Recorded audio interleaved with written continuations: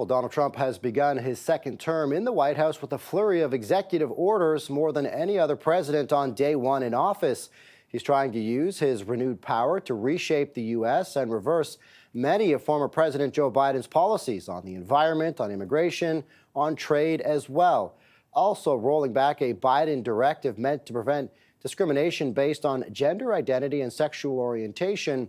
Another executive order starts the process of withdrawing from the WHO, the World Health Organization. A sweeping pardon of the January 6th defendants, including rioters who violently attacked police. Yes, sir. First, we have a list of pardons and commutations relating to events that occurred on January 6, 2021. Trump pardoned and commuted the prison sentences or vowed to dismiss the cases of more than 1,500 people charged with crimes in the Capitol riot.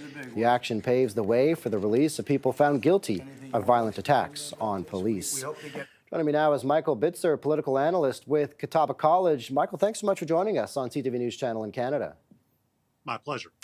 Trump signing multiple executive orders yesterday, but we want to touch on just a few of them. First, talk to us about the pardons for January 6th rioters.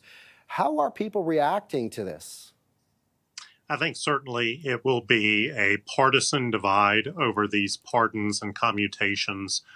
We heard the president criticize Joe Biden for his last-minute pardons of his close family relatives and others who were involved in the January 6th special committee in the House, Anthony Fauci, General Milley.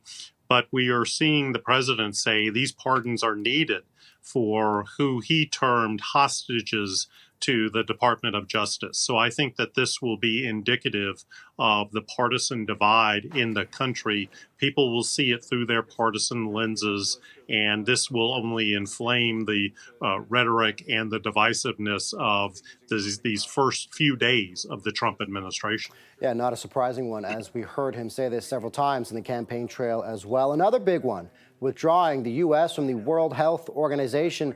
Now the second time he's tried to do it. How might this affect the U.S. and the WHO as a whole? Well, I think certainly the U.S. funding for the WHO is one of the leading funders of that world organization. And really, probably the policy impact is going to be to the detriment of the United States if there is another type of global pandemic like COVID. We could be out of understanding how it is being transported, how it is mutating through other countries, and that could put the U.S. at a potential risk. I think the president has indicated that he would seek other agreements with other countries to kind of maybe form a secondary WHO. But this is going to be a year-long process of withdrawal. We'll have to see if he follows through on it and what kind of policy implications the Congress may try and put on the president to restrict this kind of withdrawal agreement. Michael, executive order is also setting up his immigration crackdown, of course, a key pledge during the campaign. How might this play out, as we can expect some of these policies likely to be challenged in court, too? Well, we've already seen, I believe, 18 states challenge one of the dynamics regarding the immigration policy, and that is the birthright citizenship. If someone is born on American soil, per the U.S. Supreme Court's interpretation of the 14th Amendment, they are automatically guaranteed citizenship to the United States. He is withdrawing that principle. We're going to go under legal challenges for it.